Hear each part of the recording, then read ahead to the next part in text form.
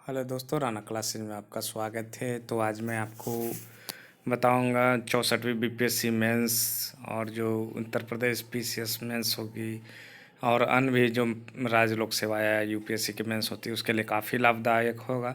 तो इस वीडियो को शुरू से अंत तक देखें। पसंद आने पर लाइक्स नहीं लोग सब्सक्राइब और बेल का आइकन बटन दबाना ना भूले।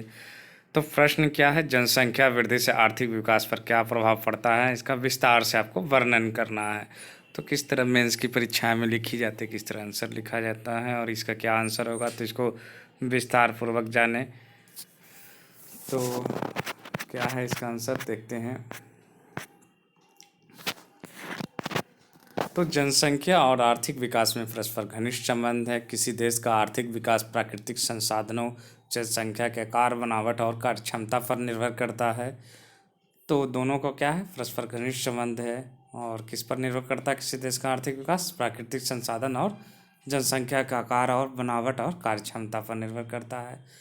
30 अप्रैल 2013 को जारी जनगणना 2011 के अंतिम आंकड़ों के अनुसार देश की जनसंख्या बढ़कर कितनी हो गई है? 121.07 करोड़ हो गई है। यानी देश की जनसंख्या में 17.7% की वृद्धि हुई है।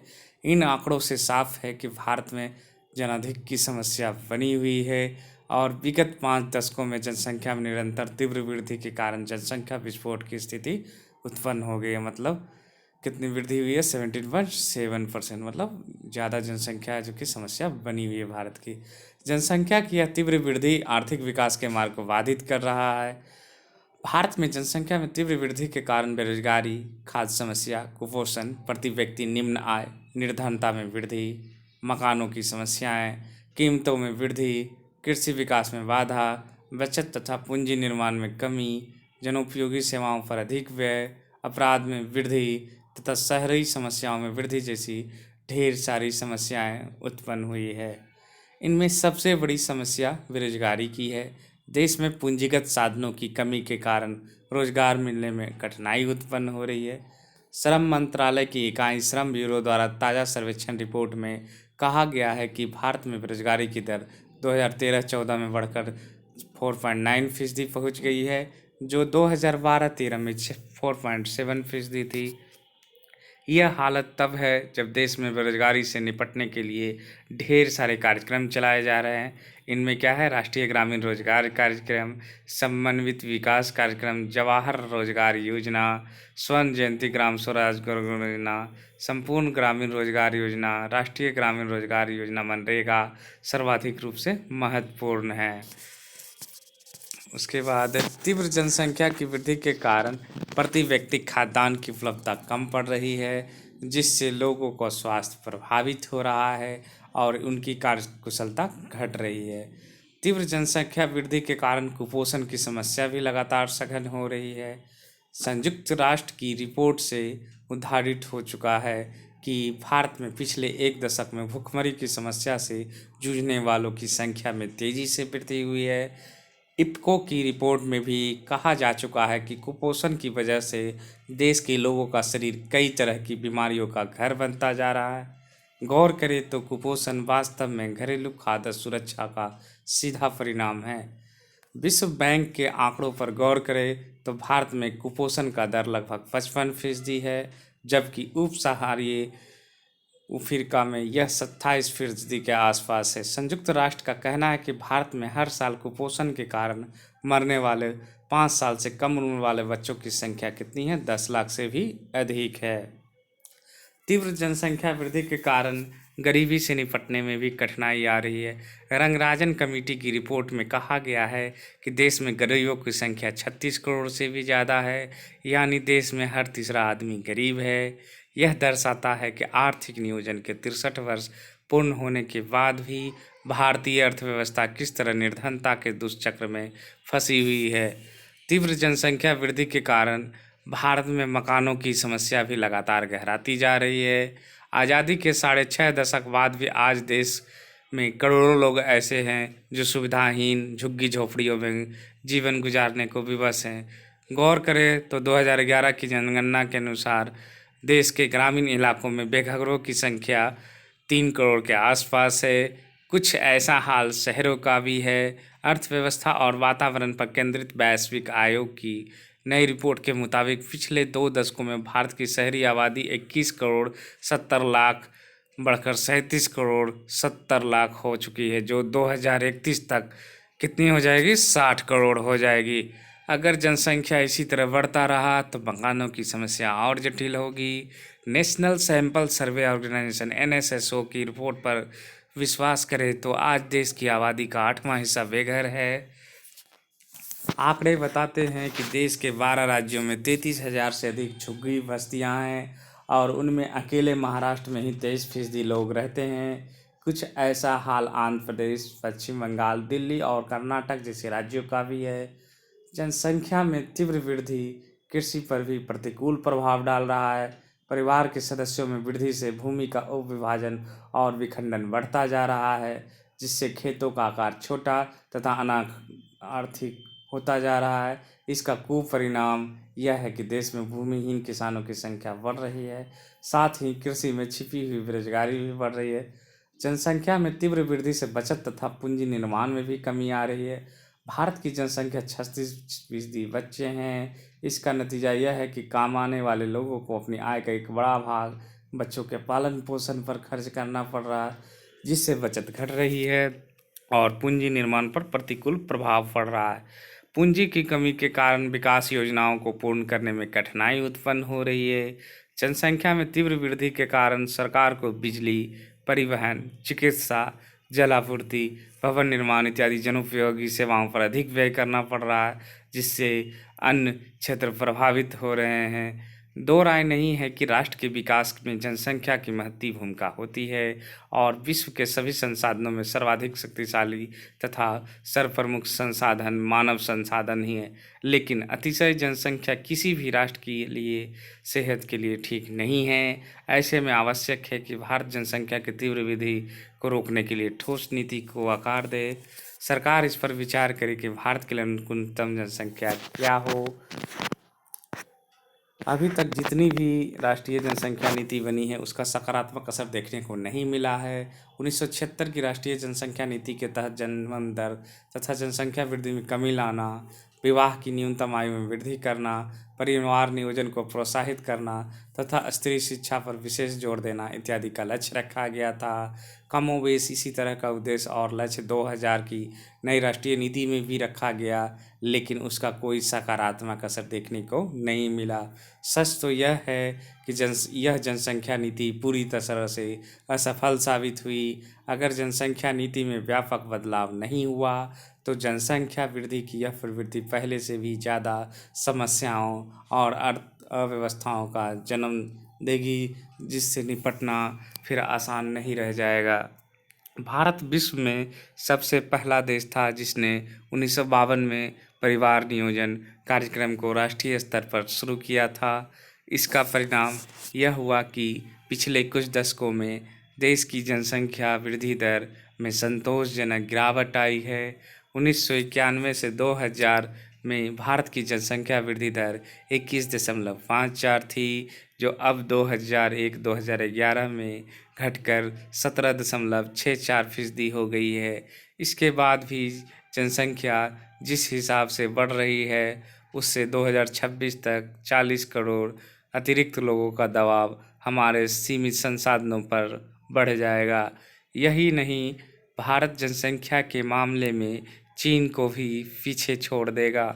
भारत की जनसंख्या बढ़ने का प्रमुख कारण है बढ़ती जन्म दर और घटती मृत्यु दर।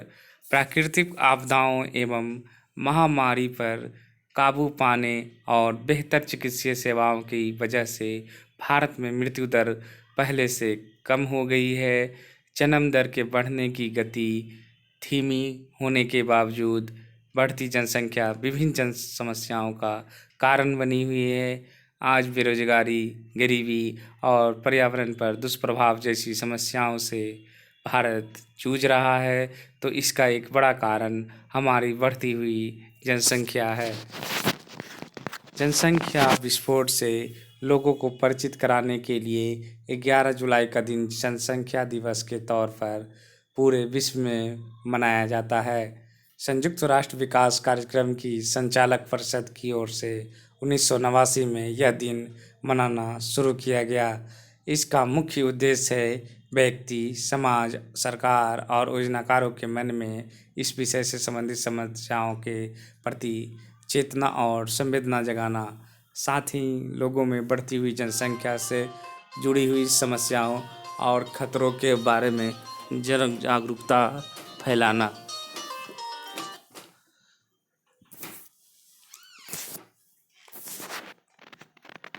इस विशेष दिवस द्वारा लोगों को परिवार नियोजन के महत्व के साथ साथ माता एवं बच्चे के स्वास्थ्य, लैंगिक समानता, गरीबी, शिक्षा, प्रजनन अधिकार आदि से परिचित कराया जाता है। इसके अलावा बाल विवाह से जुड़ी शारीरिक और मानसिक परेशानियों और रोगों से बचाव जैसे विषयों पर भी जानकारी दी जाती है। विभिन्न गैर सरकारी संगठन, राष्ट्रीय और अंतर्राष्ट्रीय स्वास्थ्य संगठन सरकार के साथ मिलकर इस दिवस में इन मुद्दों के समाधान निकालने का प्रयास करते हैं। यह समझने की ज़रूरत है कि जब महिलाओं को शिक्षा, रोजगार, स्वास्थ्य और राजनीतिक भागीदारी द्वारा सशक्त किया जाएगा, तभी वे अपने से जुड़ी प्रजनन संबंधी समस्याओं का भी समाधान कर पाएगी। शोध ने यह साबित किया कि जो महिलाएं सशक्त हैं, वे प्रजनन संबंधित निर्णय सबसे अच्छी तरह से लेती हैं। यह समय की मांग है कि परिवार कल्याण कार्यक्रम जैसे घर घर तक पहुंचाने का कार्य बढ़ा देना चाहिए। विशेष तौर पर पिछड़े वर्ग की महिलाओं, आदिवासी महिलाओं एवं किशोरियों को आशा कर्मचारियों की मदद से परिवार नियोजन और यौन शिक्षा के बारे में जानकारी देने का काम प्राथमिकता के आधार पर किया जाना चाहिए। आने वाली पीढ़ी, चाहे वे लड़के हों या लड़कियां, सभी को शिक्षित बनाना चाहिए। तो ये आपको 40 नंबर का क्वेश्चन रहेगा, इसीलिए मैंने इसे लंबा बनाया था और इसका अभी आगे भी और है। तो यह पहले से सिद्ध होता है कि जिन परिवार की महिलाएं शिक्षित है, यहाँ बच्चों की संख्या कम है। निसंदेह पुरुषों में भी जागरूकता फैलाना जरूरी है। इस क्रम में इस तथ्य से भी सभी को परिचित कराने की ज़रूरत है कि पुरुष नकबंदी भी एक बहुत आसान सरल प्रक्रिया है। परिवार पूरा होने के बाद सभी पुरुष इसे आसानी से अपना सकते हैं। यह निराशाजनक है कि पुरुषों में इस सरल प्रक्रिया की स्वीकारता न के बराबर है। इस सरल प्रक्रिया से जुड़ी भ्रांतियों को दूर करने का काम अभी भी शेष है। प्रजनन स्वास्थ्य से जुड़े कानूनों के बारे में भी पुरुषों, महिलाओं और किशोरियों को परिचित कराने की जरूरत बनी हुई है। इस जरूरत की पूर्ति के बाद वे स्वास्थ्य संबंधित सुविधाओं को आसानी से प्राप्त कर सकेंगे और अपने आप को असुरक्षित गर्भ से बचा सकेंगे। भारत में अभी भी बहुत बड़ी संख्या में लड़कियों की शादी अल्पायु में हो जाती है। यह स्थिति उन्हें जल्दी और बार बार गर्भावस्था के चक्र में पहुंचा देता है। यह उनके मानसिक और शारीरिक स्वास्थ्य के लिए हानिकारक है। बाल विवाह से जुड़े कानून को कड़े तौर पर पालन होना चाहिए ताकि किशोरियों शिक्षा, स्वास्थ्य एवं अन्य सुविधाओं से वंचित न रहे। हम सभी इससे अवगत हैं कि भारत एक प्रतिशतात्मक देश है। अपने देश में एक बड़े वर्ग ने महिलाओं की प्रतिष्ठा उनके बेटे पैदा करने से जोड़ दी है। समाज में फैली इस भ्रांति को दूर करना जरूरी है, क्योंकि यह देखा जा रहा है कि जब तक महिलाएं बेटे को जन्म नहीं देती, तब तक उन पर पति एवं परिवार के बाकी सदस्यों द्वारा बार बार गर्भाधान करने के लिए दबाव बनाया जाता रहता है। हाल में जनसंख्या वृद्धि को रोकने के लिए सरकार ने एक नया कार्यक्रम शुरू जिसे सांस बहु सम्मेलन का नाम दिया गया है। यह कार्यक्रम 146 दिनों में शुरू हो जाएगा। ये जिला उन राज्यों में जहां प्रजनन दर 3% से और इससे ज़्यादा है, जबकि चूँकि राष्ट्रीय प्रजनन दर कितना है तो 2.1% है। अधिक प्रजनन दर वाले राज्यों में उत्तर प्रदेश, बिहार, मध्य प्रदेश, राजस्थान, झारखंड, छत्तीसगढ़ और असम प्रमुख हैं। हमारे देश में औसत परिवारों में घर की बहू की भूमिका परिवार और परिवार नियोजन के बाद नगण्य होती है। यह इनके हाथ में नहीं होता कि यह निर्णय लें कि उन्हें बच्चा चाहिए या नहीं, या फिर कितने बच्चे चाहिए। सास बहू सम्मेलनों में कन्या भ्रूण रोकने और पुरुषों के मुकाबले स्त्रियों की संख्या में कमी जैसे समस्याओं पर चर्चा की जाएगी। सुरक्षित एवं शैक्षिक परिवार नियोजन हर एक नागरिक का अधिकार है और यही लोगों को सशक्त बनाएगा। भारत की आधी आबादी महिलाओं की है। अगर वे सशक्त हो जाएं तो देश जनसंख्या विस्फोट की समस्या से निकलकर प्रगति के पथ पर आसानी से बढ़ जाएगा। यह समझना भी आवश्यक है कि पुरुष और महिलाएं दोनों के सशक्तिकरण से ही एक उन्नत देश का निर्माण होगा। तो क्वेश्चन क्या था कि जो जनसंख्या जो वृद्धि है उससे आपको क्या प्रभाव पड़ेगा। तो आप अगर इतना लिखते हैं, हालांकि ये लंबा है, लेकिन आपको पूरा समझने के लिए मैंने इसे पूरा विषय वस्तु और किस तरह लिखा जाएगा ये बताया। तो आपको वीडियो कैसा लगा कमेंट बॉक्स में ज़रूर लिखेंगे। और भी ये जो कि मैं 64वीं बीपीएससी मेंस के लिए डालूँगा। जहाँ तक विधि का सवाल है तो लड़के भी समझ रहे हैं, जो 95 या 92 93 हैं, जो 88 में हैं, उनका भी रिजल्ट हो सकता है अगर चेंजिंग होने पर स्कोर बढ़ जाए तो। ये तो संजोग की बात है, लेकिन कट ऑफ 90 के आसपास ही रहे, क्योंकि कुछ क्वेश्चन हट रहे हैं या चेंज हो रहे हैं, इसके कारण असर पड़ेगा। तो अब कौन किस पर असर पड़ेगा, किसको फ़ायदा होगा, तो ये रिजल्ट ही बताएगा। और रिजल्ट भी कुछ अपुष्ट खबरों से कल भी हल्ला है, लेकिन अगले तो कल तो वीक आ ही रहा है, तो उम्मीद है कल अगर नहीं आया तो निश्चित है कि सप्ताह में आ जाएगा, अगले सप्ताह में हर हाल में, क्योंकि बीपीएससी तैयारी कर लिया है रिजल्ट निकालने का। तो देखना होगा कि कल आता है या नहीं। अगर कल नहीं आया तो निश्चित है, उससे घबराना नहीं है कि कल क्यों नहीं आया। अगर उसी कुछ और विश्वसनीय खबरें कल के बारे में आती है तो मैं ज़रूर अपडेट करूँगा। तो इसी के साथ धन्यवाद।